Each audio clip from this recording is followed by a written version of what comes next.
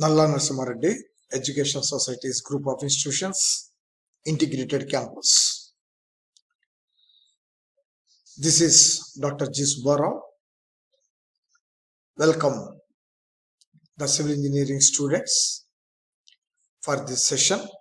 In this session, I am going to explain about different methods of study of minerals. Let us start the topic, different methods of study of minerals.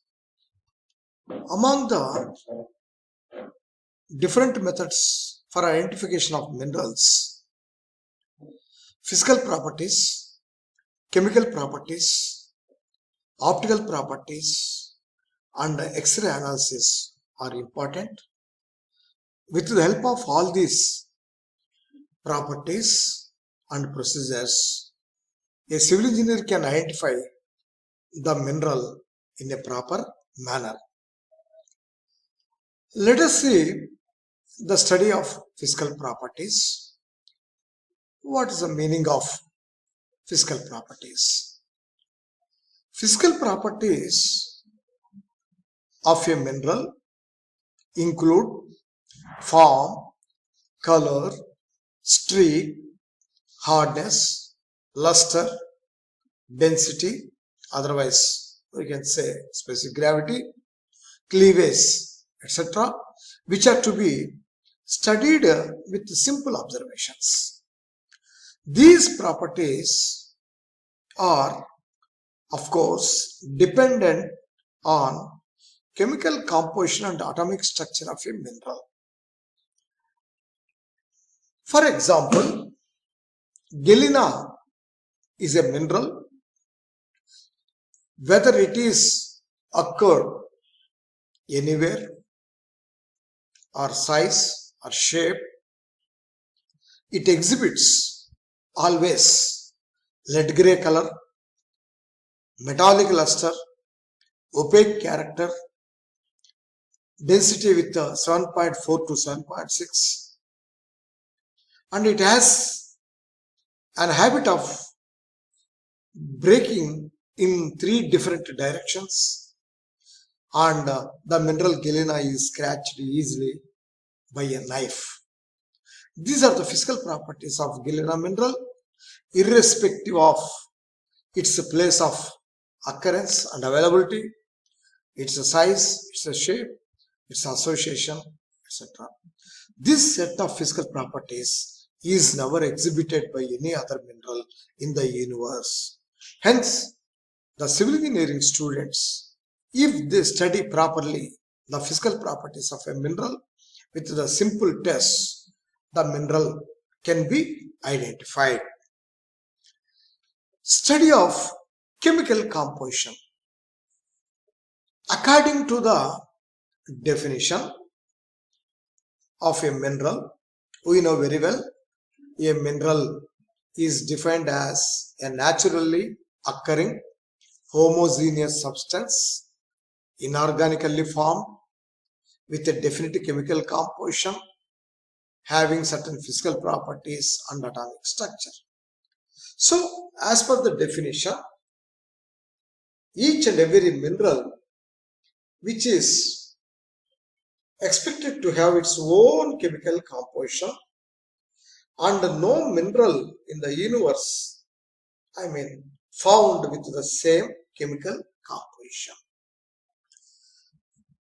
Therefore, by analyzing if the chemical composition is known, it is easy for civil engineering student to identify the mineral. For chemical analysis of a mineral, we use X-ray fluorescence spectrophotometer, and simply it is called as XRF spectrophotometer. So this is an X-ray instrument which is used for relatively non-destructive chemical analysis of rocks or minerals, sediments and fluids. Not only for minerals, even the XRF spectrophotometer can be used for identifying the composition of rocks, minerals, sediments, fluids. How it works? The X-ray fluorescence spectrophotometer works on wavelength dispersive spectroscopic principles that are very similar to an electron microprobe EPMA. However, XRF cannot generally make analysis for small spot sizes, whereas it is used for bulk analysis of larger fractions of geological materials. That means collecting a material means a rock or a mineral in a larger quantity that is to be analyzed. X-ray spectrophotometers make this one of the most widely used methods for analysis of major elements, trace elements, and minor elements for rocks and minerals. For example, if an unknown mineral is analyzed through the X-ray spectrophotometer and found it is lead sulfide, that means PBS, then we can come to one conclusion: this must be definitely galena, because galena always has the composition lead sulfide and no other mineral in the universe has the same composition. This is how a mineral can be identified with the chemical composition. Another study for identification of mineral is study of optical properties. In this method of study, the mineral or even a rock which is made very fine, we have to make it a 0.03 mm thickness. That mineral is fixed over a glass plate by adding Canada balsam. Such skillfully prepared slides are called thin sections. That means a thin section is to be prepared by experts, and these thin sections are studied under petrolaskal microscope. In the picture, the thin sections are shown very clearly. A few rocks, peridotite, diorite, dolerite, amphibolite, phyllite are shown, and similarly gypsum mineral is also shown.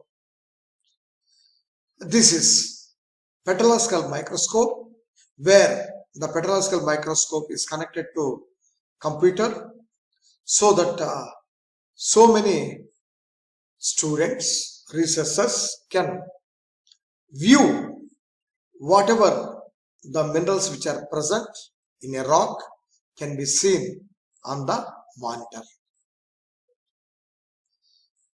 Another procedure is study of X-ray analysis, that is called XRD.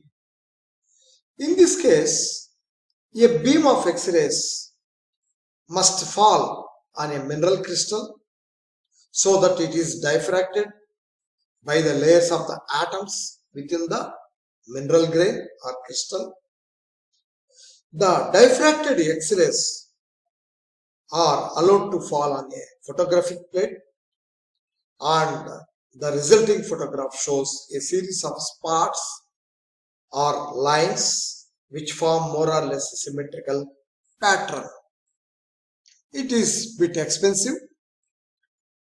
This is 3-pan elliptical MPD probe for mineral analysis of rock.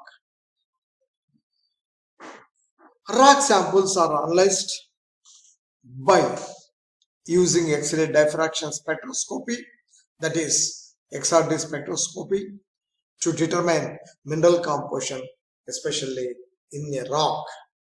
The XRD spectroscopy results indicate that major, minor and trace elements varied from one sample to another. Also, high purity germanium detector was used to determine the activity.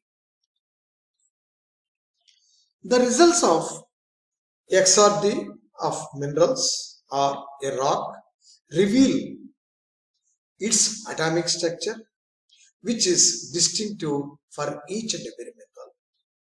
So atomic structure never changes for each and every mineral. So with the help of XRD, we can come to a conclusion the type of mineral.